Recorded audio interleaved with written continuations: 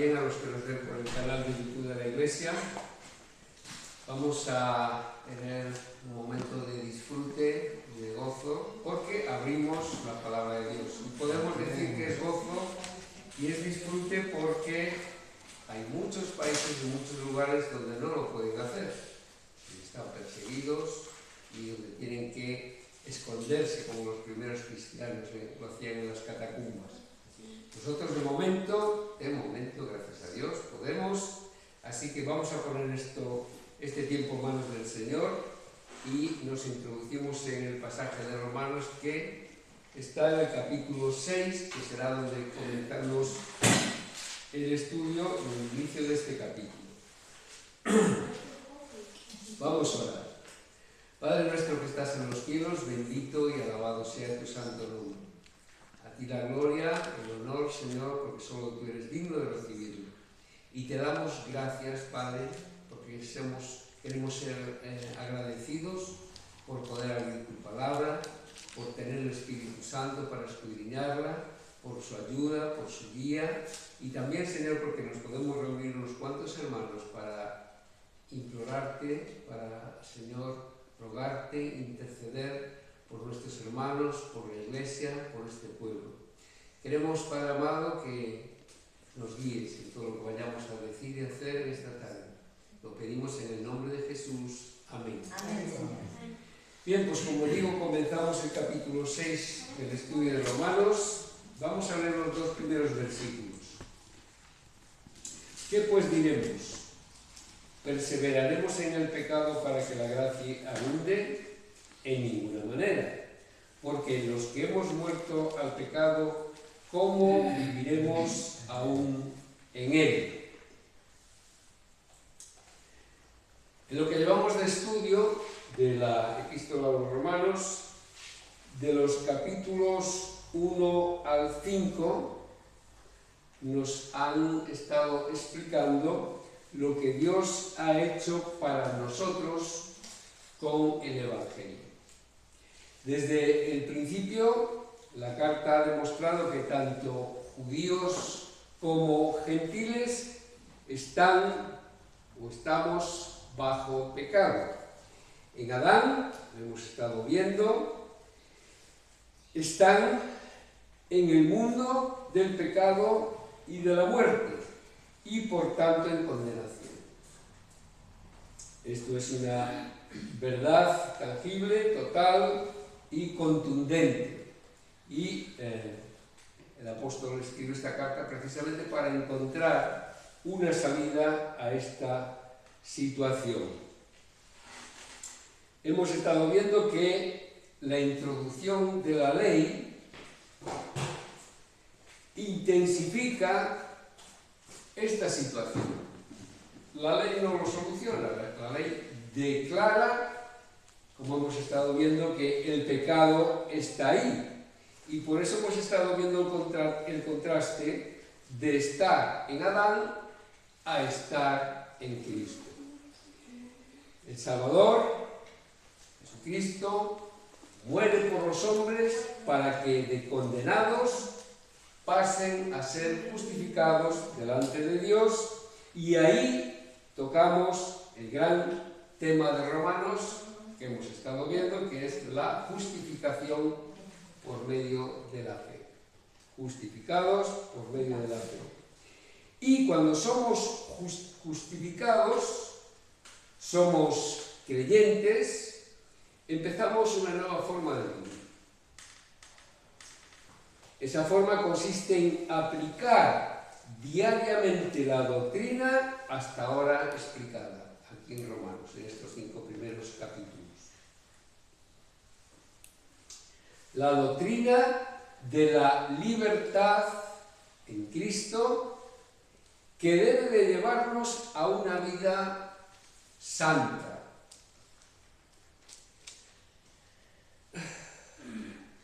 Una vida en la que tenemos que estar alejados del pecado. Una vida en que tenemos que estar al servicio de la verdadera justicia que encontramos en Dios. Ahora ya no nos identificamos con el primer Adán. Aquello ha quedado atrás. Ahora estamos en Cristo. Y estamos en Cristo para vivir la identificación con Él. Y este es el argumento que Pablo desarrolla en este capítulo 6. Concretamente en los capítulos 6 al 8 de Romanos nos dicen lo que Dios logrará en nosotros por medio del Evangelio. Nos explicarán cómo experimentar el Evangelio. Y vemos que el primer versículo de este capítulo empieza con una pregunta al hilo de lo que se viene diciendo en el capítulo anterior. Por eso voy a leer desde el versículo 20 del 5 para centrarnos en el desarrollo de este planteamiento de Pablo. Sabéis que le gusta mucho, como si estuviera hablando con un interlocutor, está haciendo preguntas y dando él mismo las respuestas, ¿no? Pero la ley se introdujo para que el pecado abundase, como hemos estado viendo la semana pasada, ¿no? Mas cuando el pecado abundó, sobreabundó la gracia, para que así como el pecado reinó para muerte, así también la gracia reine por la justicia para vida eterna mediante Jesucristo, Señor nuestro. Y entonces dice, ¿qué pues diremos? ¿A qué? A la frase, cuando el pecado abundó, sobreabundó la gracia, ¿no? Es como si estuviera diciendo, bien, si cuando el pecado abundó, sobreabundó la gracia, ¿qué pues vamos a hacer? ¿Vamos a pecar más?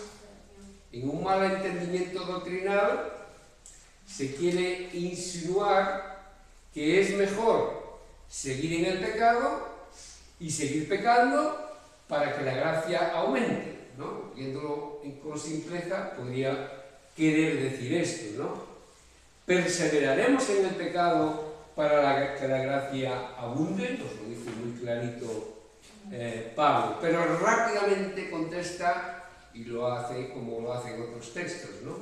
En ninguna manera, no se os ocurra, ¿no? Es como un maestro explicando a sus alumnos, no quiero decir eso, de ninguna manera. El que responda así, o el que entienda así la cosa, es que no ha entendido nada de lo que se ha explicado, ¿no? Por eso este capítulo habla de cómo el Evangelio nos conduce, efectivamente, a una nueva vida, una vida santa, o sea, apartados para Dios, que es lo que entendemos que tenemos que buscar todos los que somos verdaderos creyentes, verdaderos cristianos. Sed santo porque yo soy santo, nos dice el Señor, ¿no? Y por tanto, tenemos que alejarnos del pecado, lo contrario de lo que está insinuando con la pregunta, ¿no? ¿Por qué? Nos dice, porque hemos muerto al pecado. ¿Cuándo hemos muerto al pecado? Pablo lo va a ir explicando en los versículos siguientes, pero quiero recordar y resaltar que esa muerte se ha producido en el momento en el que hemos aceptado al Señor Jesucristo como nuestro Señor y Salvador, y es en ese momento que lo recibimos por la fe, como hemos visto también en Romanos, que el Espíritu Santo entra en nosotros.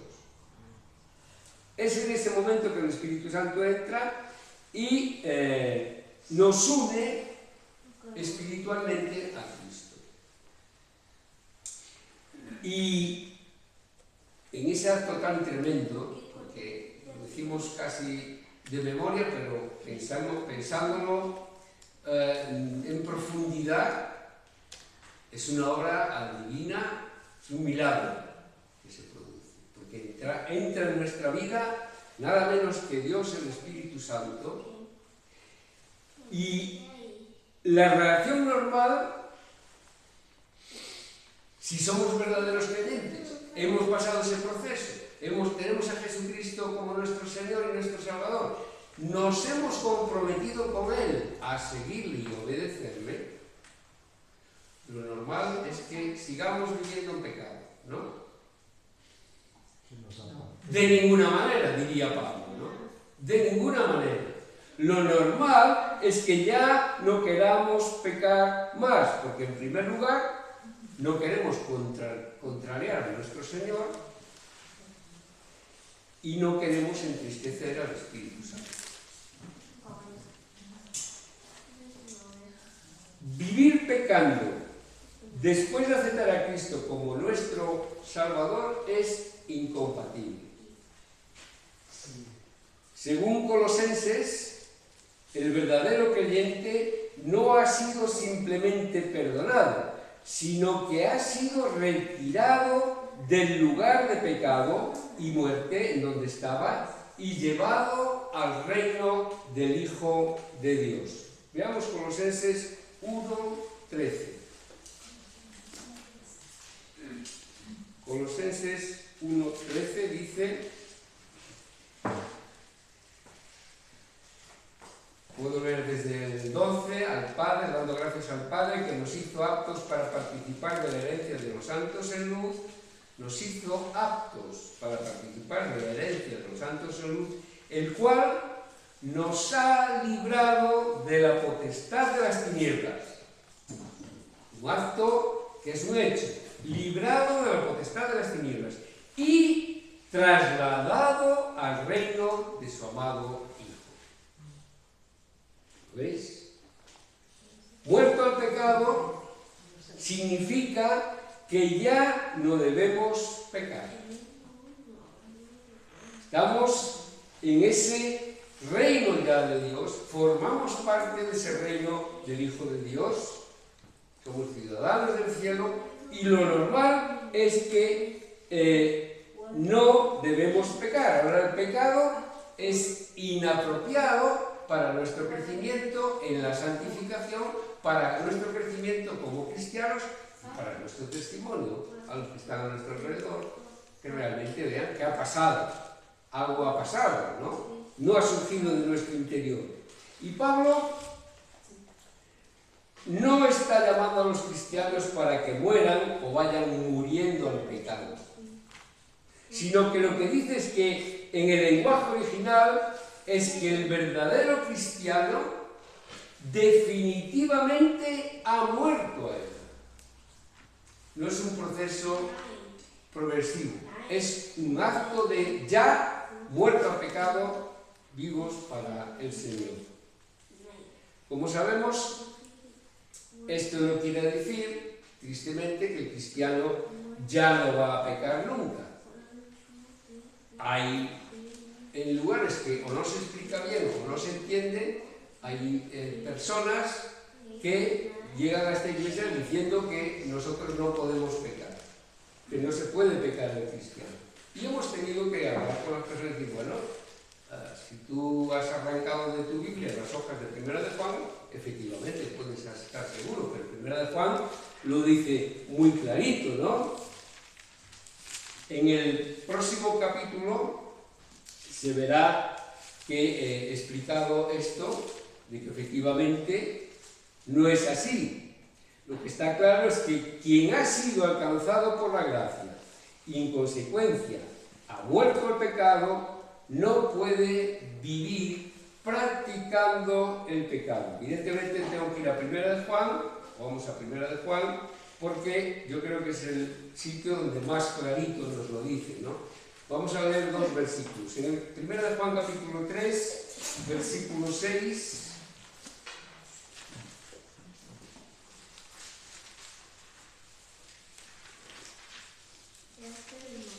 Todo aquel que permanece en él no peca.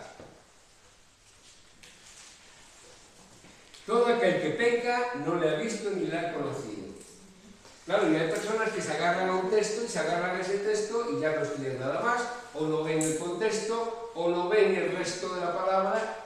¿Qué quiere decir todo aquel que permanece en él no peca? Y si miramos, como hay que estudiar en profundidad el texto y mirar el texto original, esta palabra está en presente y viene a querer decir no practica el pecado, porque Dice el versículo 9, todo aquel que es nacido de Dios, y aquí otra vez está mejor traducido, no practica el pecado, porque la simiente de Dios permanece en él y no puede pecar porque es nacido de Dios. Y la interpretación otra vez es la misma.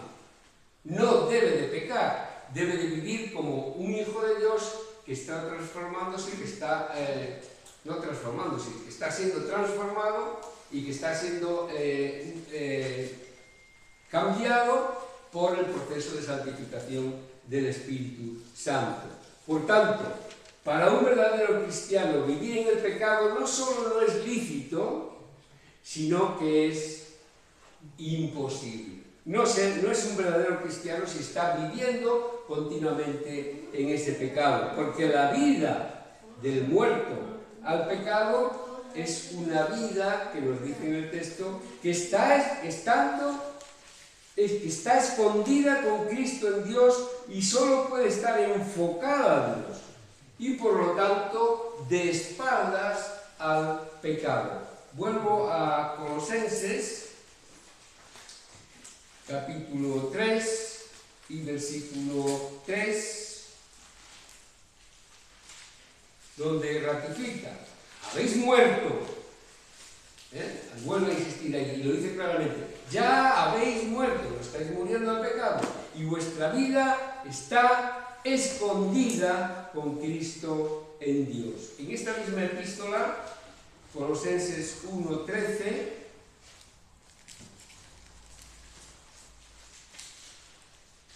hemos leído antes, el cual nos ha librado de la potestad de las tinieblas y trasladado al reino de su amado Hijo. Todos son hechos que ya han sucedido. Hablando de hechos, vamos al libro de los Hechos, capítulo 26 y versículo 18.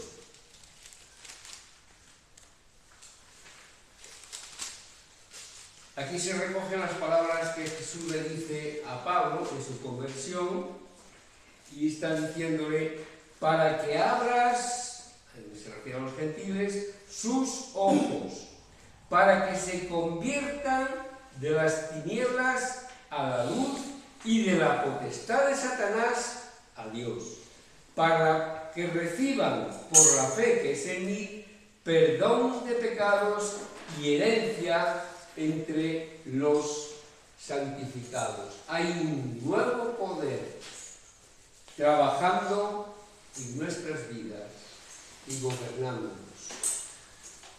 El Evangelio llega a las personas, como dice el texto, para abrirles los ojos y para que se conviertan de las tinieblas a la luz y del poder de Satanás, de la potestad de Satanás, como dice aquí, a Dios.